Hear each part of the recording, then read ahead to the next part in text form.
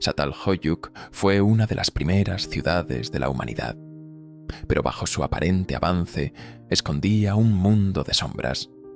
Sus habitantes vivían sobre los muertos, enterrando los cuerpos bajo sus casas, exhumando cráneos para pintarlos con ocre rojo y exhibirlos como guardianes silenciosos. Los recién nacidos eran sacrificados y sepultados en los mismos suelos donde sus madres dormían. Algunos presentaban fracturas en el cráneo, una muerte que no fue natural. Pero el sacrificio no solo tocaba a los niños.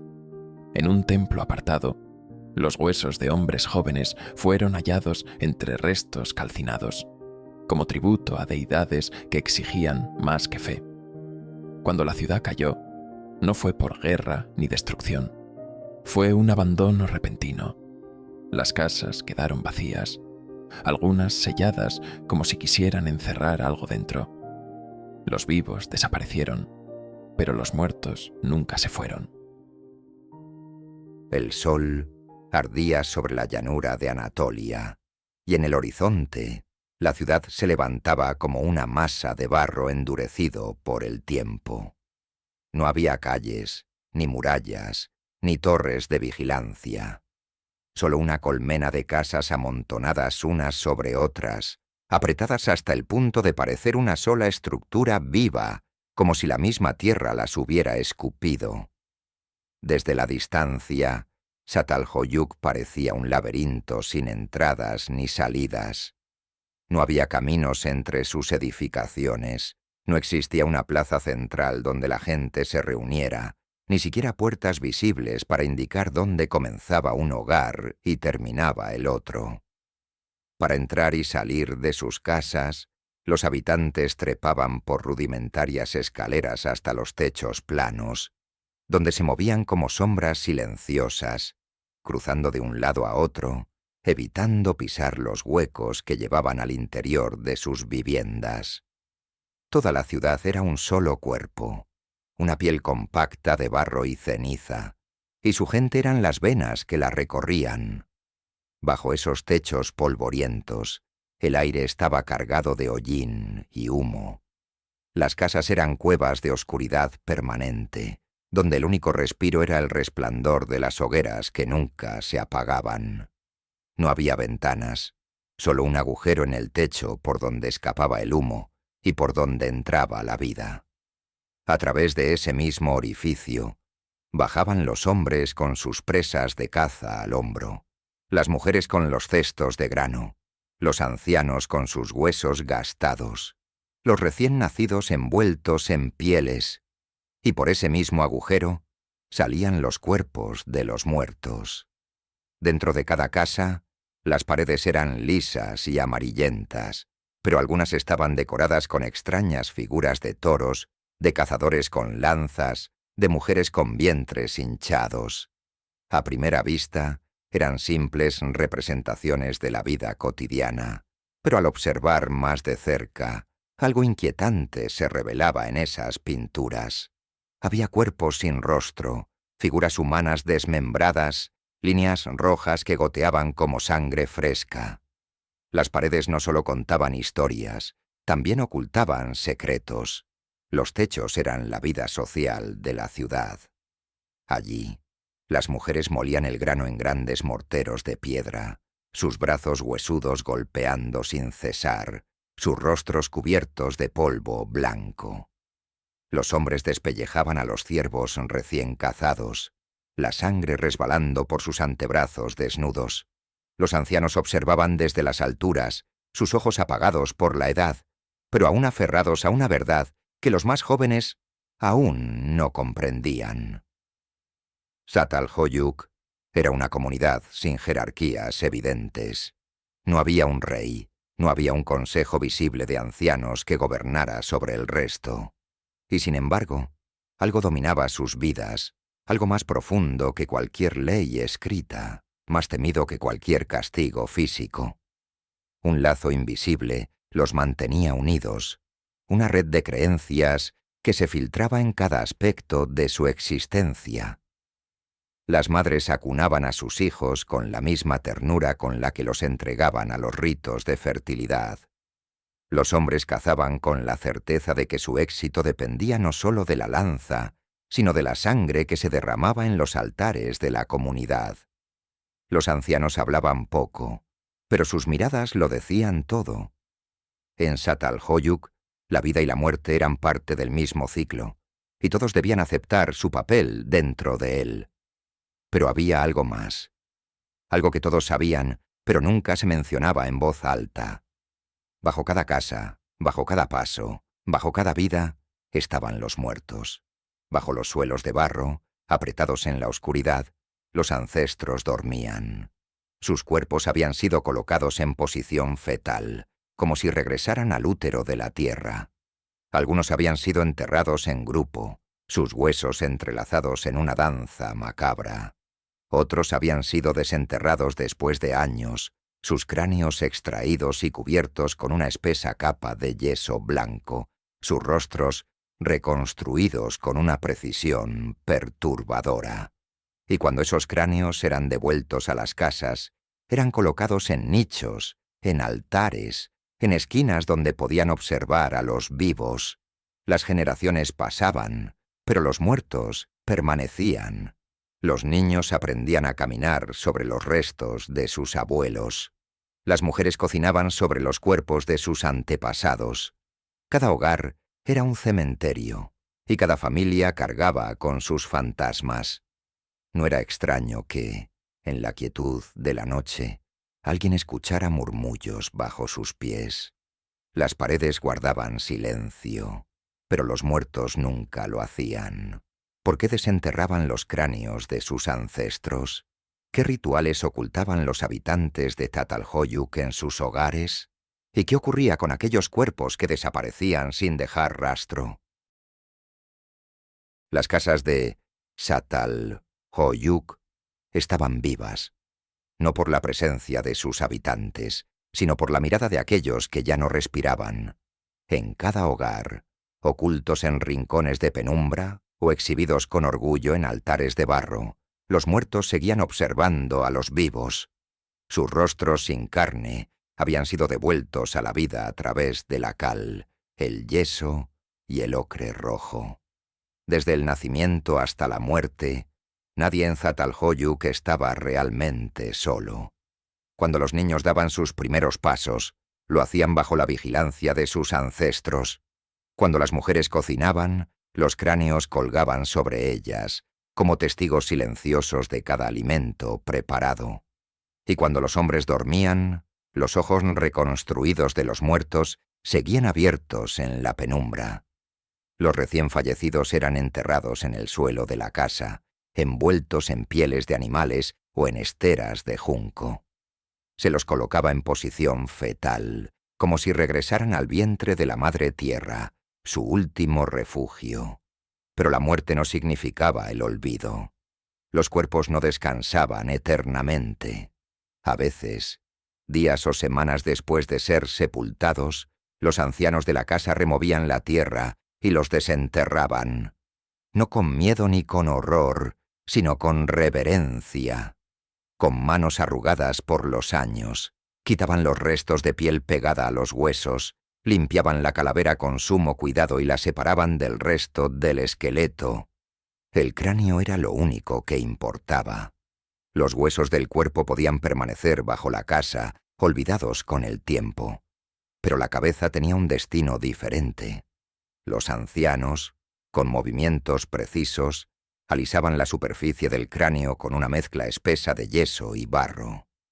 Poco a poco, reconstruían los rasgos del difunto, devolviéndole pómulos, labios, mejillas. Cuando terminaban, pintaban los ojos con carbón o conchas trituradas, delineaban la boca con pigmento oscuro y, finalmente, lo cubrían todo con ocre rojo, el color de la vida, el color de la muerte. Estos cráneos nunca eran devueltos a la tierra. Pertenecían a los vivos. Se colocaban en los rincones de la casa donde siempre podían ser vistos. Algunos eran depositados en pequeños altares, envueltos en telas teñidas con sangre de toro. Otros se colgaban de la pared, alineados en filas silenciosas, como si esperaran el momento de hablar. Eran parte del hogar, parte de la familia. Pero no todos los muertos recibían este honor. Algunos cuerpos nunca eran desenterrados, nunca se mencionaban, permanecían en la oscuridad bajo el suelo, condenados a ser olvidados. Nadie colocaba su cráneo en la pared, nadie pronunciaba su nombre en voz alta. Los niños aprendían pronto que no debían preguntar. Había noches en las que los más pequeños despertaban en la oscuridad, sintiendo que algo se movía bajo la tierra. Los ancianos les decían que eran los espíritus de los antepasados, protegiendo la casa desde abajo. Pero había otros que no creían en esa historia. Había quienes aseguraban que lo que acechaba bajo los suelos no eran guardianes, sino almas que nunca encontraron su camino. Las casas sin cráneos expuestos eran diferentes. El aire en ellas era más pesado, más espeso. Los habitantes hablaban en susurros. Sus ojos evitaban los rincones oscuros. Porque en esas casas nadie había querido recordar a los muertos. No era solo superstición, era experiencia. Las familias sabían que cuando alguien moría, su espíritu no abandonaba la casa de inmediato. Permanecía allí, atrapado entre el mundo de los vivos y el mundo de los dioses. Si se trataba con respeto, si su cráneo era restaurado y colocado en el altar, su alma encontraría descanso. Pero si se lo ignoraba, si se lo dejaba en la tierra sin darle un rostro, no desaparecería en paz. Por eso, en las noches más frías, algunos aseguraban haber visto sombras moviéndose en la penumbra de las casas. Sombras sin rostro. Cuerpos sin cabeza.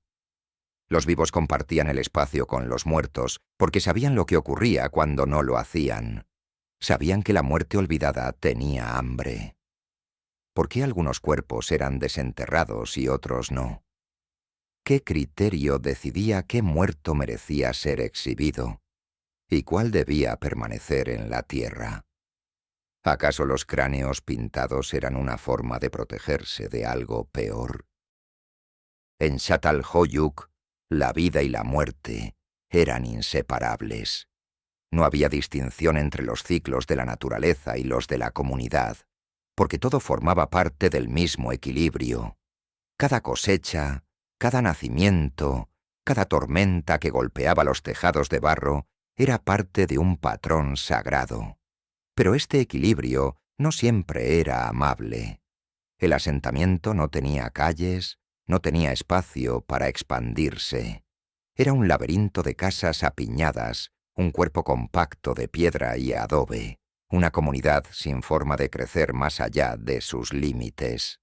Su supervivencia dependía de mantener el control sobre su propia población. Y aunque el grano era abundante y la caza proveía carne, no siempre había suficiente para todos. Las mujeres daban a luz en la penumbra de sus hogares, rodeadas por la mirada vacía de los cráneos en los altares. La maternidad era sagrada, pero también peligrosa. No todos los niños estaban destinados a vivir. Los arqueólogos que excavaron los suelos de Çatalhöyük encontraron un dato inquietante. La cantidad de esqueletos de bebés superaba con creces la de adultos. En muchas casas, los cadáveres de recién nacidos estaban apilados bajo el suelo, unos sobre otros, enterrados en pequeños huecos junto a los fogones. Sus huesos eran frágiles, pero algunos mostraban fracturas en el cráneo, como si la muerte no hubiera llegado de forma natural. En la penumbra de la ciudad, las madres abrazaban a sus recién nacidos, susurrando palabras que nadie más escuchaba. Algunas de ellas sabían que sus hijos nunca crecerían, que su destino estaba decidido antes incluso de su primer aliento. El infanticidio no era un acto de crueldad, sino de necesidad. En un mundo donde la vida pendía de un hilo, no había espacio para la debilidad. Un niño enfermo, un recién nacido con una marca en la piel, una boca más que alimentar. todo podía ser motivo suficiente para que la familia tomara una decisión que nadie quería nombrar. Algunas muertes eran rápidas, un golpe seco, un susurro de despedida, un cuerpo envuelto en pieles y oculto bajo la tierra. Otras, en cambio, eran rituales. Había un rincón en cada casa donde se dejaban las ofrendas, un pequeño altar de piedra manchado con los restos de generaciones enteras. Allí se colocaban granos, figuras de arcilla, cuernos de toros sacrificados y, a veces, los cuerpos de los más pequeños. Los sacerdotes, o tal vez las ancianas de la comunidad, porque en Çatalhöyük la sabiduría estaba en las manos de las mujeres, decidían qué niños eran lo suficientemente fuertes para sobrevivir y cuáles debían ser entregados a la tierra. Las muertes no eran accidentales, eran escogidas. Los sacrificios no eran exclusivos de los recién nacidos. Había otros rituales, más oscuros, más antiguos que la ciudad misma. En algunas excavaciones, los arqueólogos encontraron fosas donde los huesos de bebés estaban mezclados con restos de adultos jóvenes. Algunos esqueletos mostraban marcas de cortes en los huesos, como si hubieran sido desmembrados antes de ser enterrados. Los sacerdotes de la comunidad debieron haber comprendido algo que las generaciones siguientes olvidarían. La sangre no solo nutre la tierra, también alimenta a los dioses. Se han encontrado figuras de arcilla con formas humanas, sin rostro, con los brazos abiertos como si estuvieran esperando recibir algo. Algunas de estas figuras estaban colocadas junto a los restos de los sacrificados, como si fueran guardianes de sus almas. Los habitantes de Çatalhöyük no veían estas muertes como tragedias. Para ellos, eran una forma de asegurar que el equilibrio de la ciudad se mantuviera, que las cosechas siguieran creciendo, que el sol continuara saliendo. Las madres que ofrecían a sus hijos al sacrificio lo hacían con el corazón desgarrado, pero con la certeza de que era necesario. No había espacio para el arrepentimiento. Las noches en Çatalhöyük eran silenciosas, pero el eco de estos sacrificios quedaba suspendido en el aire. Nadie hablaba de ellos, nadie lloraba en público. Pero en la oscuridad, bajo la superficie de las casas, los huesos de los niños permanecían apilados, esperando que alguien recordara sus nombres. Estos sacrificios eran una forma de controlar la población o un tributo a los dioses. ¿Por qué algunos niños eran enterrados con tanto cuidado mientras otros eran arrojados a las fosas comunes? ¿Y qué sucedía con aquellos adultos que también fueron sacrificados? Los habitantes de Çatalhöyük vivían bajo la mirada de sus muertos, pisaban sus huesos enterrados bajo el suelo y ofrecían a sus hijos a la tierra como tributo a un equilibrio que no podían romper. Pero no todo lo que ocurría en la ciudad sucedía a la luz del fuego. Fuera del asentamiento, en un área apartada, se hallaba un lugar envuelto en misterio. No era una casa común. No había techos transitables, no había cráneos expuestos en las paredes. No era un hogar, sino un umbral. Las pinturas en sus muros eran diferentes. Los toros seguían allí, pero esta vez no estaban siendo cazados.